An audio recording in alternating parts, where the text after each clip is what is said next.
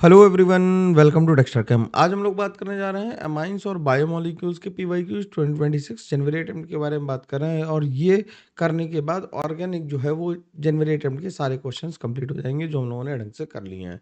हम लोगों ने जीओसी, आइसोमेरिज्म, पीओसी एक वीडियो में किया है, हाइड्रोकार्बन्स और अल्कालाइड एक वीडियो में किया, ऑक्सीजन कंटेनिंग कंपाउंड एक वीडियो में किए हैं, और अमाइंस और बायोमोलिक्यूल्स एक वीडियो में कर रहे हैं। तो हम लोगों ने ये 4 वीडियो में पूरी ऑर्गेनिक के क्वेश्चंस लगा दिए हैं। ठीक है, तो काउंट हो जाएगा और इसकी पीडीएफ भी तुम्हें अभी शाम तक मिल जाएगी, कोई टेंशन की बात नहीं है। ठीक है, होपफुली तुमने पहला वाला वीडियो भी देखा होगा तो इसे भी देख के कंप्लीट करोगे। और हम लोग आगे बढ़ते हैं, डायरेक्ट बात करते हैं सवालों की। ठीक है ना, तो क्वेश्चन नंबर 1 क्या कह रहा है कि हमें सीक्वेंस ऑफ रिएक्शन दे रखी है, ये एडवांस टाइप का क्वेश्चन आ गया और नंबर ऑफ ब्रोमीन एटम्स पूछे in the final product P. तो एक एक करके हम रिएक्शन लिखते जाते हैं आराम से। NO2 है, यहाँ पे Br2 FeBr3 के साथ हीट किया तो ये पैरा पोजिशन पे क्या लगा देगा?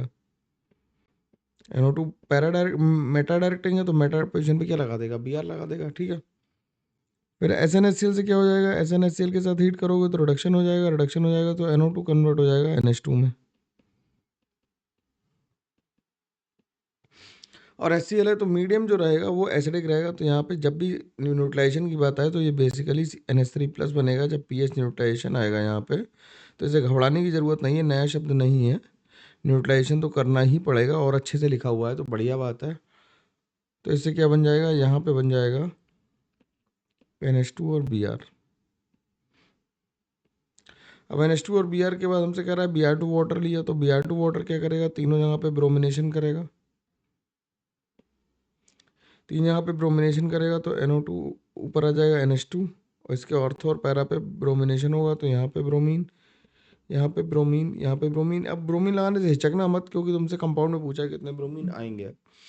अगला कह रहा है NaNO2 HBr के साथ रिएक्शन कराई, NaNO2 और HBr के साथ रिएक्शन कराओ या HCl के साथ रिएक्शन कराओ 0 से 5 डिग्री सेंटीग्रेड तक तो डाइजोटाइजेशन ही होगा और कुछ भी नहीं होगा। तो यहाँ पे N2+ और Br- आ जाएगा।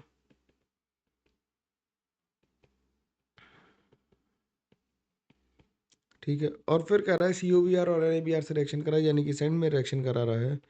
COBr और NaBr से रिएक्शन कराई तो आराम से देखो, अगर तुमने तसल्लीपूर्ण तरीके से हाथ चलाया होगा तो ये सवाल आसानी से लग पाया होगा। तो कितने ब्रोमीन आ गए? यहाँ पे देखोगे तो 5 ब्रोमीन एटम्स आए।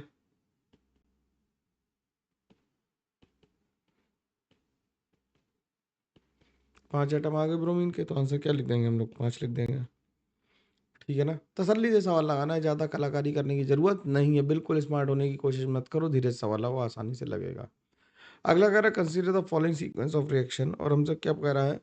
हमसे कह रहा है कि assuming that the reaction proceeds to completion then 137 grams of paranitrotoluene will produce कितना बी बनेगा। तो बी क्या बनेगा पहले तो ये चेक कर लें।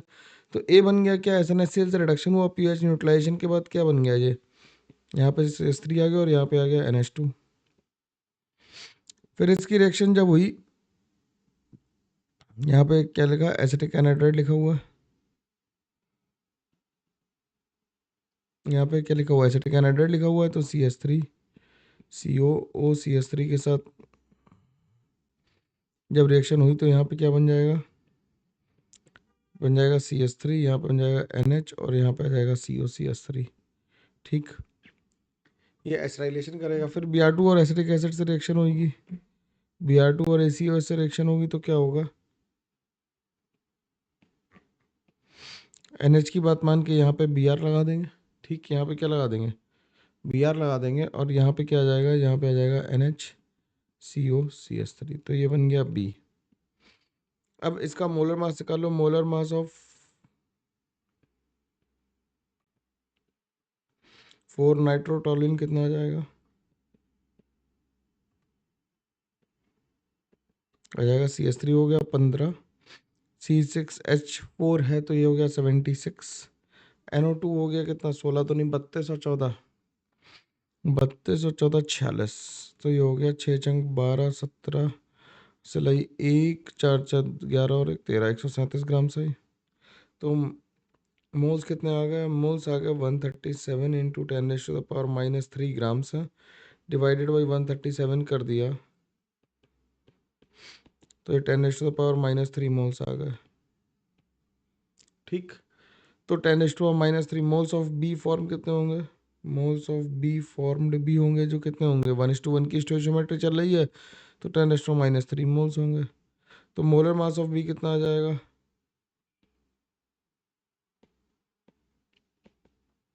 मोलर मास ऑफ बी कितना आ जाएगा? मोलर मास ऑफ बी आ जाएगा कितना? काउंट करो जरा।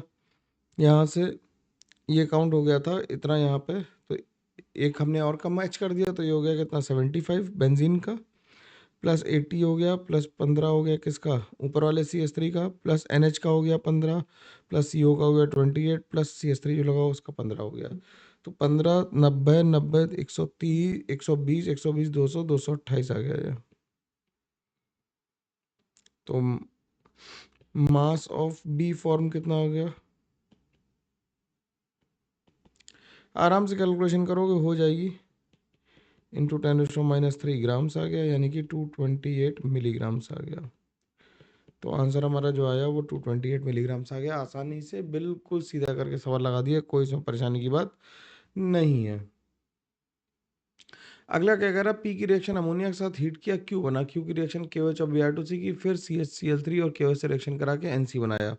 अब जब ये NC बनाया तो बैकवर्ड अगर हम ट्रेस करें, इसे रेट्रोसिंथेसिस कहते हैं। अगर हम बैकवर्ड इसे ट्रेस करेंगे तो हम ये कहेंगे कि NC जब बना होगा तो इसके लिए अमाइन होना जरूरी है, क्योंकि ये कार्बोलामीन हुई होगी। तो ये NC किससे बना होगा? अगर ये बन रहा है CHCl3 और KOH के साथ बन रहा है तो रिएक्शन कौन सी है? ये कार्बाइलामीन हो रही है। अगर ये कार्बाइलामीन हो रही है तो यहाँ पे क्या रहा होगा? यहाँ पे NH2 रहा होगा। बोलो, यहाँ पे NH2 रहा होगा। जब ये NH2 रहा है तो इससे हमसे कह रहा है कि आगे KOH और Br2 से रिएक्शन कराने के बाद NH2 रहा, तो ये कौन सी रिएक्शन है? हॉफमैन ब्रोमाइड डिग्रेडेशन होगी। बोलो, हॉफमैन ब्रोमाइड डिग्रेडेशन होगी। तो वो नेम रिएक्शन अगर तुम्हें नहीं याद है ना फिर दिक्कत आएगी। हॉफमैन ब्रोमाइड डिग्रेडेशन होगी। अब हॉफमैन ब्रोमाइड डिग्रेडेशन रहा होगा तो क्या बन गया होगा? इससे इससे बन गया CONH2 बन गया। अब इसे बनाने के लिए हमने अगर अमोनिया पास करनी पड़ी है, इसे बनाने के लिए अगर अमोनिया पास करनी पड़ी है और हीट करना पड़ा है, तो ये क्या रहा होगा? ये एसिड रहा होगा। ठीक। तो ये बन गया था हमारा क्या? क्यू बन गया था। तो ये पी बन गया हमारे पास में, ये पी एसिड रहा होगा। तो कार्बोक्सिलिक एसिड का आंसर आ गया, तो आंसर क्या आ गया? 2 आ गया। इसे कहते हैं रेट्रोसिंथेसिस एनालिसिस। क्या कहते हैं? रेट्रोसिंथेसिस। मतलब हम बैक ट्रेस करके ही पता लगा सकते हैं आसानी से। ठीक है, कोई दिक्कत नहीं। अगले सवाल पे चलते हैं।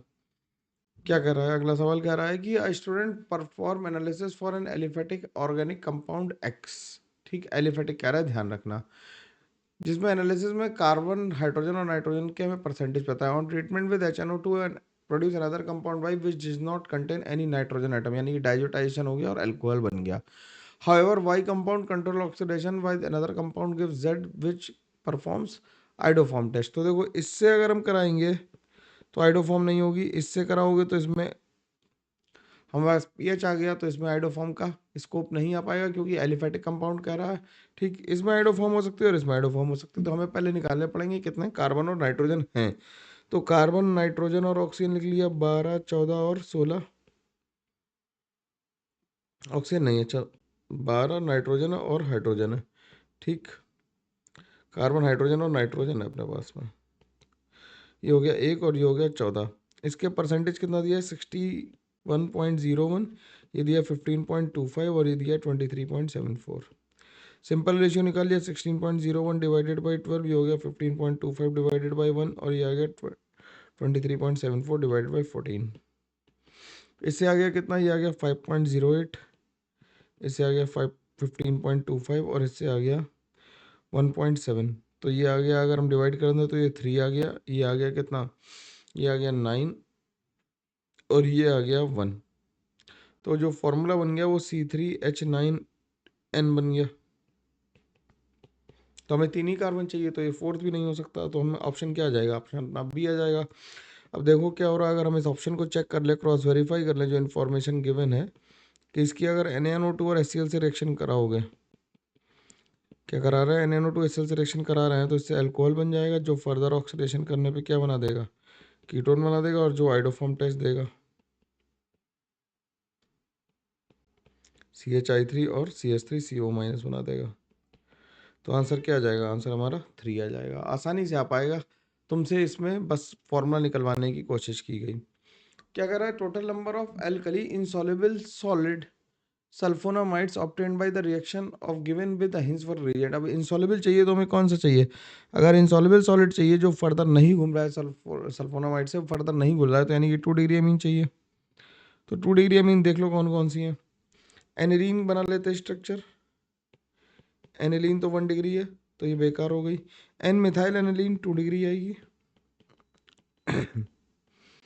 ये 2 डिग्री आ गई। मिथेनामीन CH3NH2 आ गई, तो ये 1 डिग्री आ गई। ठीक।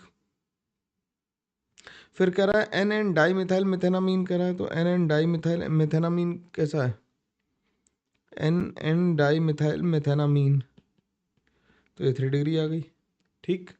फिर कह रहा है क्या कि एन मिथाइल मिथेनामीन, एन मिथाइल मिथेनामीन कैसी होगी? NCH3 NHCH3, तो ये 2 डिग्री आ गई।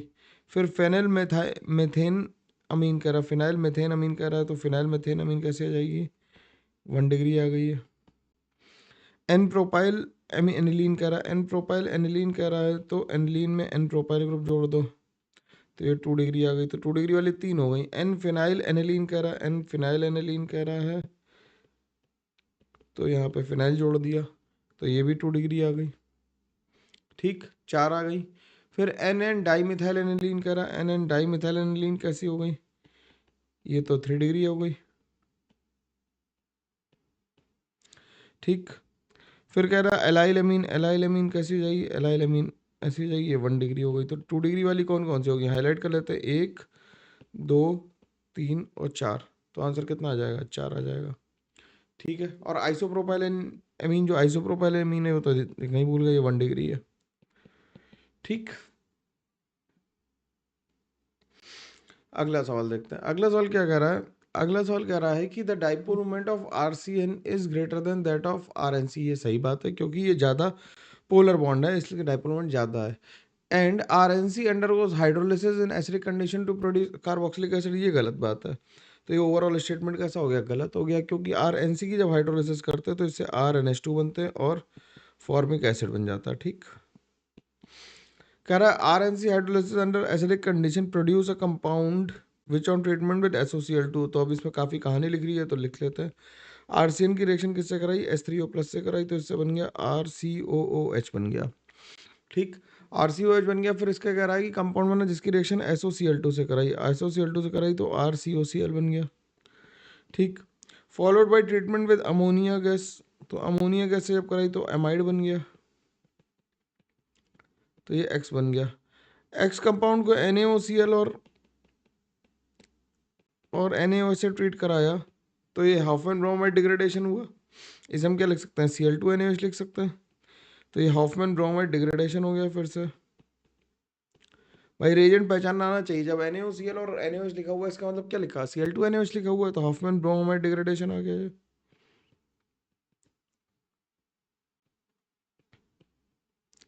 इतनी तेजी से तुम्हारे दिमाग में रिएक्शंस आनी चाहिए, अदरवाइज कोई फायदा नहीं होगा। और इसकी रिएक्शन फिर जो CH Cl3 और KOH से कराई है और हीट किया है, तो इससे कार्बाइल अमीन हुई, तो RNC बन गया इससे। ठीक। RNC बन गया। तो ये तो सही लिखा हुआ है, तो सेकंड स्टेटमेंट सही लिखा हुआ है, पहला गलत है। तो first statement false, second is true, तो आंसर 4 आ गया। ठीक।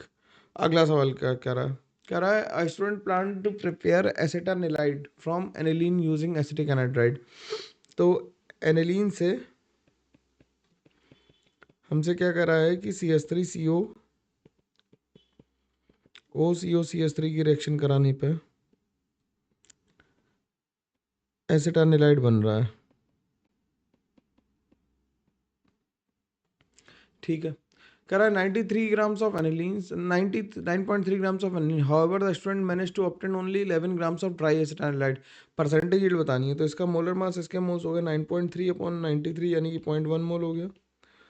तो इसके भी कितने बनने चाहिए? 0.1 मोल बनने चाहिए थे थ्योरेटिकली। तो थ्योरेटिकल यील्ड कितनी आ गई? थ्योरेटिकल यील्ड आ गई 0.1 इंटू इसका मोलर मास कितना हो गया, मोलर मास हो गया इसका 93 में से गया 92, 92 प्लस 28 प्लस 15 43, तो ये हो गया कितना 13.5 ग्राम्स। तो परसेंटेज यील्ड कितनी आ गई, परसेंटेज यील्ड निकालेंगे तो एक्चुअल यील्ड कितनी है 11 ग्राम्स अपॉन 13.5 इंटू 100, तो ये आ जाएगी 81.5% के अबाउट आ जाएगी। तो आंसर क्या आ जाएगा 1 आ जाएगा। ठीक, आराम से बिल्कुल percentage yield is equal to theoretical yield upon actual yield लगा दी और आंसर आ गया। ठीक, मतलब actual yield upon theoretical yield. अगला सवाल क्या कह रहा है, अगला सवाल कह रहा है कि इसकी रिएक्शन हमें C6H5 COCl और NaOH से करानी है। तो जब हम रिएक्शन करा रहे हैं इसकी तो CH2 और NH2 आ गया। इसकी रिएक्शन C6H5 जब COCl से कराएंगे तो क्या होगा यार, नाइट्रोजन का लोन पेयर जाएगा, इस पे अटैक करेगा, ये ऊपर जाएगा, नीचे आएगा और इसे निकाल देगा। तो इससे क्या बन जाएगा, इससे बन जाएगा, और KOH भी पड़ा हुआ है जो एसिडिक H को ले जाएगा, तो ये NH बन जाएगा, यहाँ पे CO आ जाएगा और यहाँ पे PH आ जाएगा। फिर क्या कर रहा है, LiAlH4 के साथ रिड्यूस कर दिया। LiAlH4 के साथ जब रिड्यूस किया तो इससे क्या बन जाएगा, इससे बन जाएगा CH2, यहाँ पे बन जाएगा NH, यहाँ पे बन जाएगा CH2 और यहाँ पे बन जाएगा PH। तो ऐसा ऑप्शन कोई सा है, ऐसा ऑप्शन हमारे पास 3 है, तो आंसर 3 आ जाएगा। ठीक है, अगला सवाल क्या कर रहा है, अगला सवाल कह रहा है the mass of benzanilide obtained by benzoylation of the reaction of aniline the percentage yield is 82%। तो ये बिल्कुल स्टोइचियोमेट्री वाला सवाल है, सीधी सीधी रिएक्शन, बस तुम्हें बेंजोइलेशन का मतलब पता हो, यानी कि क्या करें हम NH2 ले लें और बेंजोइलेशन कराना तो यहाँ पे C6H5 ले लें और COCl ले लें। तो नाइट्रोजन का लोन पेयर इस पे अटैक करे, ये ऊपर जाए नीचे और इसे निकाल दे, तो इससे बेंजानिलाइड बन जाएगा। तो यहाँ बन जाएगा NH CO और ये बन जाएगा PH। ठीक, इसके मोल्स आ गए 5.8 ग्राम्स अपॉन 93, तो इसके भी आने चाहिए थे 5.8 अपॉन 93 मोल्स आने चाहिए थे, लेकिन जो एक्चुअल आएगा वो कितना आएगा, एक्चुअल कितना आएगा, एक्चुअल मास जो आ जाएगा वो आ जाएगा 5.8 इन अपॉन 93 इंटू 82% यील्ड है, और इंटू मोलर मास कितना आ जाएगा 92 प्लस 28, 92 प्लस 28 कितना हो गया, 92 प्लस 28 प्लस 77, तो ये आ गया 5.8 इंटू 82 डिवाइडेड बाई 9300 इंटू, ये हो गया 120, 120 और 197 हो गया। तो इसका जो मास आ जाएगा वो 10.06 ग्राम्स आ जाएगा। तो यहाँ पर 10 लिख देंगे आंसर। ठीक है, अगला सवाल देखो, अगला सवाल कह रहा है A is a neutral organic compound with molecular formula C8H9ON। तो C8H9ON की डीबी अगर हम फाइंड आउट करें तो आ जाएगी 8 + 1 - 9 - 1 डिवाइडेड बाई 2, तो जाएगी 9 - 4 यानी कि 5 आ जाएगी। ठीक है, तो एक तो बेंजीन रिंग में 4 कंज्यूम हो गई और बाकी एक बची इसके अलावा। ठीक है, क्या कर रहा है कि Br2NaOH के साथ रिएक्शन करने पर B बन रहा है which is soluble in acid. ठीक है, B on reaction with NaNO2HCl produce a compound C which on treatment C D।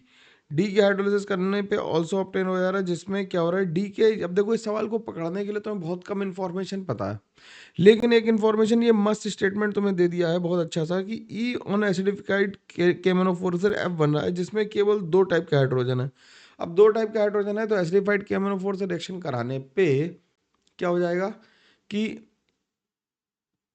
अपने पास 2 टाइप के हाइड्रोजन आने चाहिए, या तो पैरा पे हो या फिर सिंगल लगाओ, या तो सिंगल ग्रुप लगाओ या फिर पैरा पे हो। तो ये खत्म हो गया, ये खत्म हो गया, या तो ये हो सकता है या ये हो सकता है, दो में से एक हो सकता है।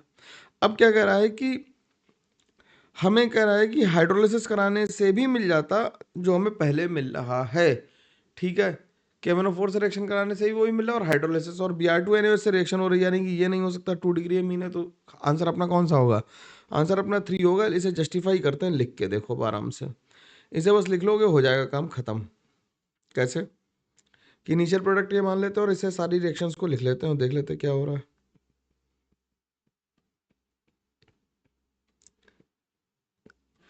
इसकी रिएक्शन पहले किससे कराई, पहले कराई है किससे, Br2 और OH माइनस से कराई, तो ये हॉफमैन ब्रोमाइड डिग्रेडेशन हो गया। Br2 को इससे कराई तो HBD रिएक्शन हो गई। HBD रिएक्शन का मतलब हैप्पी बर्थडे रिएक्शन नहीं है, हॉफमैन ब्रोमाइड डिग्रेडेशन है। तो इससे क्या बन गया, इससे बन गया यहाँ पे NH2, यहाँ पे बन गया CH3।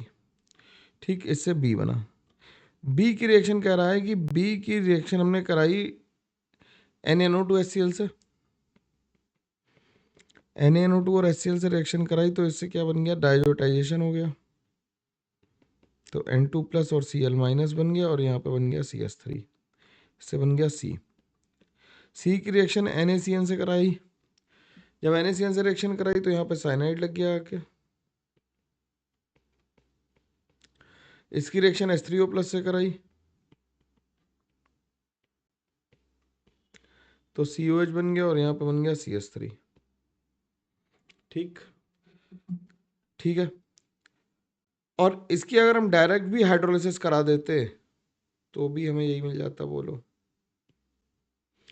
अगर हम इसकी डायरेक्ट हाइड्रोलिसिस करा देते तो भी ये मिल जाता, और अगर हम इसकी रिएक्शन KMnO4 के साथ करा दें,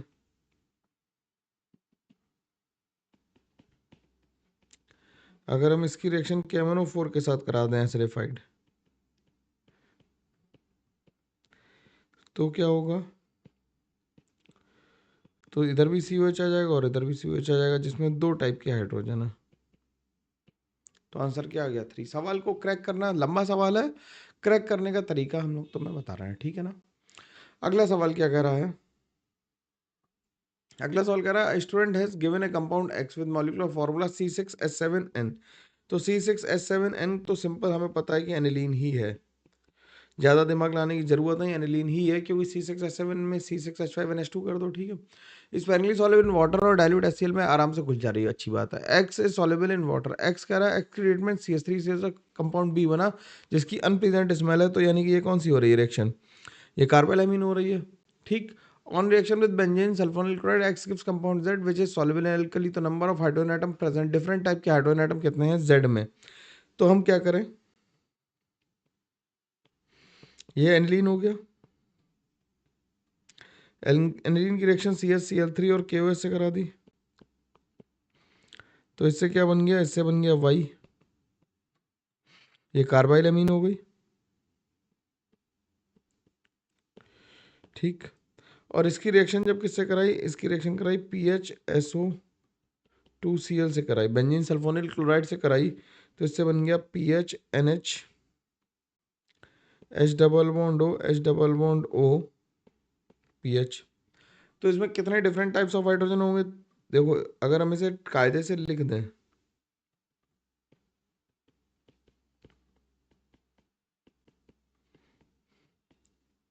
तो इसके ऑर्थोमेटा पैरा वाले 3 तो ये हो जाएंगे, 4 ये होगा, और इसके ऑर्थोमेटा पैरा वाले तो टोटल 7 हो जाएंगे, अलग अलग तरह, क्योंकि एक तरफ इलेक्ट्रॉन विड्रॉइंग ग्रुप और एक तरफ इलेक्ट्रॉन डोनेटिंग ग्रुप है, तो दोनों तरफ अलग अलग होने की वजह से टोटल जो हाइड्रोजन आएंगे वो रिलेटिवली ज्यादा आएंगे, तुम पीएच को सेम नहीं मान सकते इस केस में, ये मैं कहना चाह रहा हूँ, ठीक है ना। चलो अगला क्या कह रहा है, अगला कह रहा है NH2 में ऑर्थो पोजीशन लगाने can be synthesized by this using simpler reagents. अब इसकी अगर हम KMnO4 के साथ रिएक्शन करा दें, जो लिखा हुआ उसकी रिएक्शन कराते चलो, KMnO4 एसिड के साथ अगर हम हीट करें इसे, तो ये कार्बोक्सिलिक एसिड बन जाएंगे दोनों, ठीक। फिर अमोनिया के साथ हीट करेंगे तो ये क्या बन जाएंगे, एमाइड बन जाएंगे, बन जाएंगे एमाइड। और फिर एमाइड की रिएक्शन अगर हम ब्रोमीन और एल्कली से कराएंगे तो फिर से हॉफमैन ब्रोमाइड डिग्रेडेशन हो रही है, तो इससे NH2 और NH2 बन जाएगा, तो ये तो सही बना हुआ है, बढ़िया सही। अब क्या कर रहा है कि हमारे पास यहाँ पे क्या है CH3 और यहाँ पे क्या है NH2, क्या कह रहा है can be converted to this using the reagents in order, हमें पहले Br2 वाटर से रिएक्शन करानी है,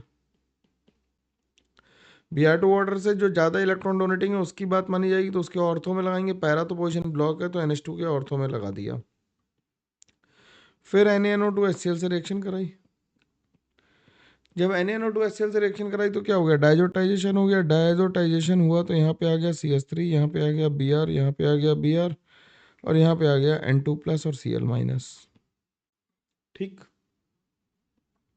फिर इसके बाद हमने क्या किया, फिर हमने इसकी रिएक्शन H3PO2 से कराई, H3PO2 से कराई तो क्या हुआ, रिडक्शन होगा यहाँ पे, और ये बन जाएगा CH3, और यहाँ पे आ गया Br, और यहाँ पे आ गया Br। तो ये भी बात सही लिखी है, तो यार दोनों स्टेटमेंट सही हो गए। तो रिएक्शन करा के देखनी पड़ेगी, तो देखेंगे, और कोई ऑप्शन नहीं है, तो हमारे दोनों ऑप्शन सही हो गए। ठीक, अगला क्या कह रहा है, अगला कह रहा है कंपाउंड पी जिसका फॉर्मूला C4H8 है, HCl से रिएक्शन करके ऑप्टिकली एक्टिव कंपाउंड क्यों बना रहा है।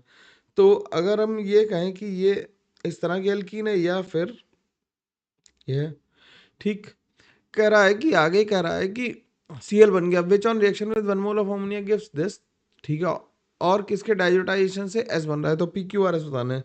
तो देखो अगर हम इसे ये ले लेंगे तो HCl से रिएक्शन कराने पे ये तो नहीं बनेगा, ऑप्शन चेक करने, ये बनाने से कोई फायदा नहीं, ये भी गड़बड़ हो गया तो ये भी गड़बड़ हो गया। क्यों में अगर हमने ये ले लिया तो ये सही बन गया, ये सही बन गया, और ये भी सही बन गया, तो P2 वाला ऑप्शन सही आ गया। अगर हमने ये लिया तो ये नहीं बन सकता, ये नहीं बन सकता, ये नहीं बन सकता, और इसमें तो एडिशन ही नहीं होगा, तो आंसर क्या आ गया, 2 आ गया। केवल ऑप्शन चेक करने थे, ज़्यादा कुछ नहीं करना था, इसे तुम करके देखने की जरूरत नहीं थी, स्मार्टली केवल ऑप्शन चेकिंग से भी काम चल सकता था। ठीक, अगला सवाल क्या कह रहा है, अगला सवाल कह रहा है, देखो ये एडवांस की तरह सवाल है इसलिए क्योंकि बहुत सारे मल्टीपल स्टेप सिंथेसिस आ गए ना, मल्टीपल स्टेप सिंथेसिस आती हैं तो सवाल की थोड़ी सी क्या होती है, लेंथ बढ़ जाती है, जिससे सवाल सॉल्व करने में दिक्कत होती है ना। देखो क्या कह रहा है कि HNO3 और H2SO4 के साथ रिएक्शन कराई, कॉन्सेंट्रेटेड HNO3 और H2SO4 के साथ रिएक्शन कराई, तो नाइट्रेशन हो गया, NO2 लग गया, फिर SnHCl के साथ हीट किया और सब न्यूट्रलाइज यूटिलाइज कर दिया, तो यहाँ पे NH2 आ गया, तो ये P बन गया, ये Q बन गया। अब Q की रिएक्शन एसिटिक एनाइट्राइड से हुई तो एस्टाइलेशन हो जाएगा इसका, तो यहाँ पे NHCO CH3 बन गया, ये क्या बन गया, ये बन गया R। फिर क्या कह रहा है, R की रिएक्शन कॉन्सेंट्रेट HNO3 और H2SO4 से हुई,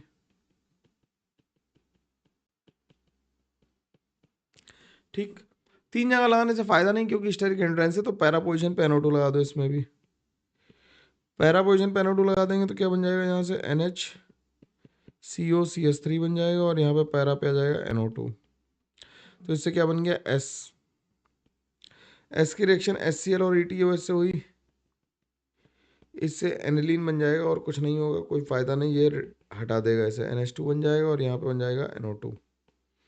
ठीक, अब इसका अगर एम्पिरिकल फार्मूला देखो, क्योंकि हमसे परसेंटेज ऑफ नाइट्रोजन पूछ रहा है इन प्रोडक्ट, तो इसका एम्पिरिकल फार्मूला देखोगे तो C6H6N2O2 आ जाएगा।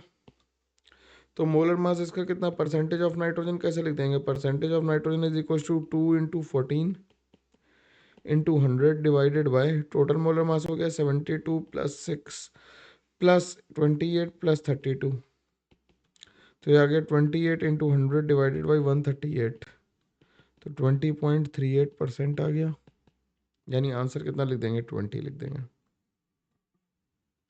ठीक है, सवाल को पूरा मेहनत करके लगाना पड़ेगा तभी आंसर आएगा, अदरवाइज आंसर आना मुश्किल हो जाएगा। ठीक है, बढ़िया, आराम से समझ में आ रही बात। अगला देखो, अगला कह रहा है consider the following reactions given major product, identify the correct reaction. अब आइडेंटिफाई करेक्ट रिएक्शन कह रही है, अगर हमने 1:2 मिक्सचर में इसमें करवाया तो नाइट्रोजन कहाँ होगा, इधर वाली रिंग पे होना चाहिए था क्योंकि ये एक्टिवेटेड है, ये एक्टिवेटेड रिंग है, तो इस पे होना चाहिए था, तो ये गलत हो गया। ये गैब्रियल रिएक्शन है, गैब्रियल थैलीमाइड है,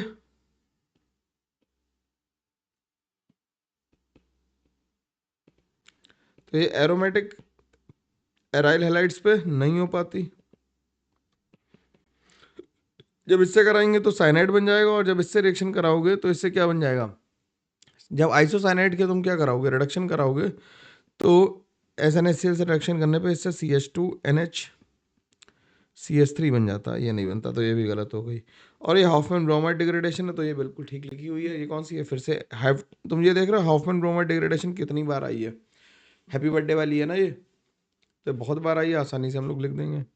ठीक, अब ये Griess Ilosvay Ilosvay test is use for the detection of nitride which involve the use of sulphanilic acid and alpha naphthyl amine reagent. ये बिल्कुल ठीक बात है यार, ये रेजेंट है ना कि इससे हम लोग करते क्या है कि जब हम लोग रिएक्शन कराते हैं नाइट्रेट आयन का, तो जो सल्फेनिलिक एसिड होता है वो क्या करता है, वो डायोटाइज हो जाता है और एसिडिफाइड नाइट्रेट आयन के साथ फर्दर उसके साथ क्या होता है, कपलिंग रिएक्शन करता है और एजोडाई बनाता है। और जो एजोडाई बनती है वो कैसी बन जाती है, रेडिश पर्पल बनती है। कैसी बनती है, रेडिश पर्पल बनती। तो ये दोनों ही बातें सही हैं, इसे स्टेटमेंट को याद रखना, ज़्यादा कुछ है नहीं, लेकिन ठीक है, अजीब सा था स्टेटमेंट जो कभी हम लोगों ने नहीं देखा, लेकिन फिर भी अब चलो एक सवाल किसी में आया तो ये या तो बिल्कुल एकदम पता ही होगा या फिर नहीं पता होगा। ऐसे जस करना या गैस करना बहुत मुश्किल काम है। अगला क्या कह रहा है, अगला कह रहा है the correct stability order of the following diazonium salt. Diazonium salt की स्टेबिलिटी हम कैसे देखेंगे, जितना प्लस एम लगेगा उतनी स्टेबिलिटी बढ़ेगी। तो ये प्लस एम लगा रहा है, ये माइनस एम लगा रहा है, ये माइनस एम लगा रहा है, और NO2 का माइनस एम ज़्यादा होता तो ए सबसे ज़्यादा हो जाएगा, ए के बाद आ जाएगा सी के बाद आ जाएगा डी, और डी के बाद आ जाएगा बी। तो ए सबसे ज़्यादा, ACDB आंसर, आंसर आ गया 3। अगला सवाल क्या कह रहा है, अगला सवाल कह रहा है कि the activation energy for enzyme catalysed hydrolysis of sucrose is lower than that of acid catalysed hydrolysis. बिल्कुल, एंजाइम का काम ही ये होता है कि वो एक्टिवेशन एनर्जी को क्या करते हैं, एंजाइम का काम ही यही होता है कि वो एक्टिवेशन एनर्जी को क्या करते हैं, कम करते हैं। During denaturation of protein secondary and tertiary structure of proteins are destroyed but primary structure remains intact. बिल्कुल ठीक बात है, प्राइमरी स्ट्रक्चर में कुछ फोल्डिंग वोल्डिंग होती नहीं, तो उसमें इंटैक्ट रहना आसान काम है। Nucleotides are joined by glycosidic linkage नहीं होती, इनमें कौन सी लिंकेज होती है, nucleotides are joined by phosphodiester linkage होती है। इसमें कौन सी होती है, फॉस्फोडाइस्टर लिंकेज होती है। ठीक, तो ये गलत हो गया। Quaternary structure of protein present overall folding of the peptide chain भी नहीं होता। ये टर्शरी स्ट्रक्चर के लिए बात सही है, क्वार्टनरी स्ट्रक्चर के लिए बात सही नहीं है। तो आंसर क्या आ जाएगा, ए और बी आ जाएगा। इन्फॉर्मेशन है एनसीईआरटी की, बिल्कुल हमें आनी चाहिए कि अगर from the following A to D cyclic structures those which do not react with Tollens reagent. Tollens reagent के साथ टेस्ट ना देने के लिए क्या होना चाहिए, उसे एसिटल होना चाहिए। तो हेमी एसिटल होगा तो फिर रिएक्ट कर लेगा। जैसे ये क्या है, ये हेमी एसिटल है, हेमी एसिटल यानी कि एक OH और एक OR बॉन्ड। ये देखो ये क्या है, ये एसिटल है, ये भी क्या है, ये भी एसिटल है, दोनों OR OR है। और ये कैसा है, ये हेमी एसिटल है। तो हेमी एसिटल वाले रिएक्ट कर लेंगे और टॉलरेंस टेस्ट पॉजिटिव देंगे, लेकिन एसिटल वाले रिएक्ट नहीं करेंगे। तो आंसर क्या आ जाएगा, बी और सी आ जाएगा।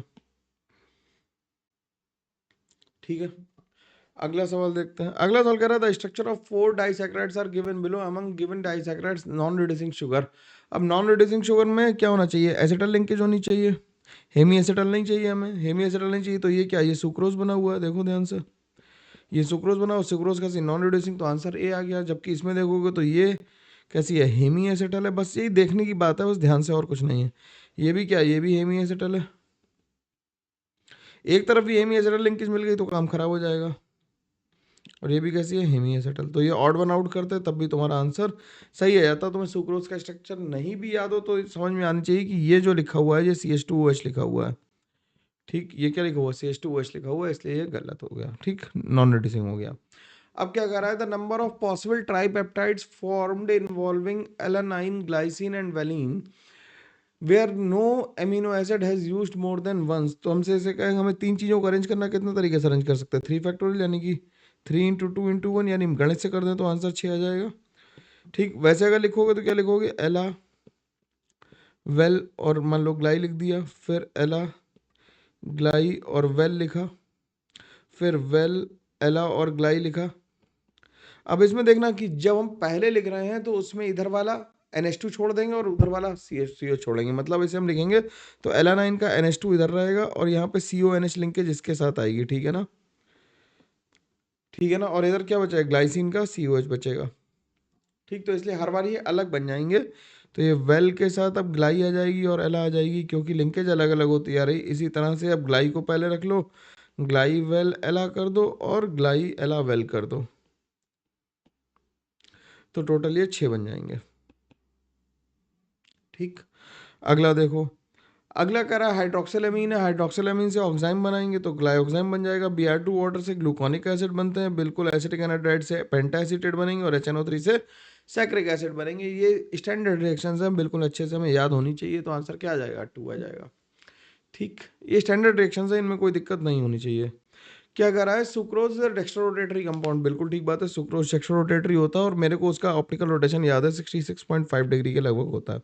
However upon hydrolysis the solution having mixture of product, कौन कौन से मिक्सचर बनते हैं, ग्लूकोज बनता है और फ्रक्टोज बनता है। फ्रक्टोज -92.4 डिग्री होता है और ग्लूकोज होता है 52.5 डिग्री प्लस का। तो ओवरऑल सोल्यूशन कैसा हो जाता है, लेवो रोटेटरी जाता है, बिल्कुल सही बात है। Hydrolysis of sucrose gives glucose and fructose since the लेवो रोटेशन ऑफ ग्लूकोज, नहीं ग्लूकोज कैसा होता है, ग्लूकोज तो डेक्स्ट्रो रोटेटरी होता है, कैसा होता है, डेक्स्ट्रो होता है। तो ये गलत हो जाएगा, पहला सही और दूसरा गलत का आंसर कौन सा आ जाएगा, फोर्थ आ जाएगा। अगला क्या कह रहा है, अगला कह रहा है both human DNA and RNA are chiral. These chirality in the molecule is due to the presence of sugars. Sugar की वजह से होती है डीएनए में, डीऑक्सी राइबोज न्यूक्लिक एसिड है, तो राइबोज जो शुगर है या राइबोज शुगर है वो कैसी होती है, ऑप्टिकली एक्टिव होती है, ठीक। अगला क्या कर रहा है, अगला कर रहा है आर्जिनिन ट्रिप्टोफैन और एसेंशियल अमीनो एसिड, बिल्कुल ठीक बात है, आर्जिनिन और ट्रिप्टोफैन कैसे हैं, हमारे पास एसेंशियल अमीनो एसिड है। हिस्टाडीन does not contain heterocyclic ring structure, तो हिस्टाडीन का स्ट्रक्चर अगर हमें याद हो रहा हो, हिस्टाडीन अगर कैसा हो, हिस्टाडीन कैसा होता है, यहाँ पे नाइट्रोजन, यहाँ पे NH, ठीक। तो इसमें तो हेट्रोसाइक्लिक रिंग आ गई यार, तो ये गलत हो गया स्टेटमेंट, यहाँ पे आ गया NH2, यहाँ पे आ गया COH, ये गलत हो गया। प्रोलीन है 6 मेंबर रिंग, तो प्रोलीन का स्ट्रक्चर देख लो, स्ट्रक्चर और इनके नाम यार तुम्हें बिल्कुल याद होने चाहिए, बढ़िया से, बिल्कुल सवाल आ रहा है। प्रोलीन का स्ट्रक्चर क्या हो गया, यहाँ पे NH आ गया, तो इसमें 5 मेंबर की रिंग आ गई, ठीक। तो ये भी गलत हो गया। कह रहा है glycine does not have chiral centre, बिल्कुल सही बात है, ग्लाइसिन में कायरल सेंटर नहीं होता, ये NH2 आ गया, तो डी सही हो गया। Cysteine has characteristic feature of side chain of MEsCH2CH2, ये भी गलत हो गया, तो ए और डी सही हो गया, आंसर ए और डी सही लिख देना, ठीक है ना। ए और डी सही हो गए, तो इसका सिस्टीन का स्ट्रक्चर लिख देते हैं हम लोग। सिस्टीन में क्या आ जाएगा, NH2 COH H और यहाँ पे आता है CH2SH, ठीक। तो आंसर क्या आ गया, ए और डी आ गया। अगला देखो भाई, अगला कह रहा है in the given pentapeptide find out the essential amino acid Y and the sequence present in the pentapeptide is. अब अगर ध्यान से देखो तो ये तो एलानाइन दिख रहा है नीचे से, ये तो एलानाइन दिख रहा है, CH3 और COH है। ये देखोगे तो ये ग्लाइसिन दिख रहा है, तो ग्लाइसिन और एलानाइन, तो एलानाइन लास्ट में और ग्लाइसिन है, ठीक है, एलानाइन और ग्लाइसिन में दो है, ठीक। और हमारे पास थ्रियोनिन भी हमारा एसेंशियल अमीनो एसिड है, तो आंसर या तो ए है, 1 है, या 3 है। अब तुम्हें सेरीन का स्ट्रक्चर पता होना चाहिए, सेरीन का स्ट्रक्चर क्या होता है, सेरीन के भाई स्ट्रक्चर तो याद ही होने चाहिए और कोई रास्ता अपने पास में नहीं है, है ना। ये सेरीन हो गया, तो इनिशियली ये सेरीन है, सेरीन नहीं है इनिशियल, तो सेरीन इनिशियल नहीं है, तो ये भी गलत हो गया, यानी आंसर क्या आ गया, 3 आ गया। सेरीन का स्ट्रक्चर ये हो गया। एस्पार्टिक एसिड का क्या होगा, एस्पार्टिक एसिड का हो गया NH2CH COH और यहाँ पे आ गया CH2COH, तो ये एस्पार्टिक एसिड हो गया ASP, ठीक। और इसके बाद थ्रियोनिन का लिख देते हैं, थ्रियोनिन, थ्रियोनिन क्या हो गया, NH2CH COH CHOH और यहाँ पे आ गया CH3, ठीक। तो ये आंसर आ गया 3 इसका। अगला सवाल देखो, अगला सवाल क्या कर रहा है, student gives an compound having among the following compound that give positive Tollens test. Positive Tollens test कौन सा देगा, जो हेमी एसिटल होगा। पॉजिटिव टॉलरेंस टेस्ट देने के लिए क्या चाहिए, हेमी एसिटल चाहिए हमें, हेमी एसिटल, ये तो एसिटल है, ये तो एसिटल है, ये कुछ नहीं है, ये हेमी एसिटल है, तो सी आंसर आ जाएगा, तो आंसर 4 लिख देंगे, ठीक। तो इस तरह से यार पूरी ऑर्गेनिक हम लोगों ने कंप्लीट कर ली बढ़िया से, ऑर्गेनिक के सारे सवाल हम लोगों ने लगा डाले हैं, तो मैं इसकी एक कंबाइंड PDF ऑर्गेनिक की मैं दे दूंगा विद आंसर, जिससे तुम्हें आसानी हो जाए जीवन में और थोड़ा सी मदद तुम्हारी मैं और ज़्यादा कर पाऊँ। बस तुम्हारा काम इतना है कि अपने जूनियर्स को ये चैनल के बारे में ज़रूर बताना है, और हम लोग से जो भी डिमांड करोगे वो धीरे धीरे हम लोग पूरी कर रहे हैं, ठीक है। टेंशन मत लो, हम लोग साथ हैं और काम कर रहे हैं। मिलते हैं हम लोग अगली क्लास में, तब तक के लिए thank you very much, take care, bye bye, ध्यान रखो और खूब सारी पढ़ाई करते रहो।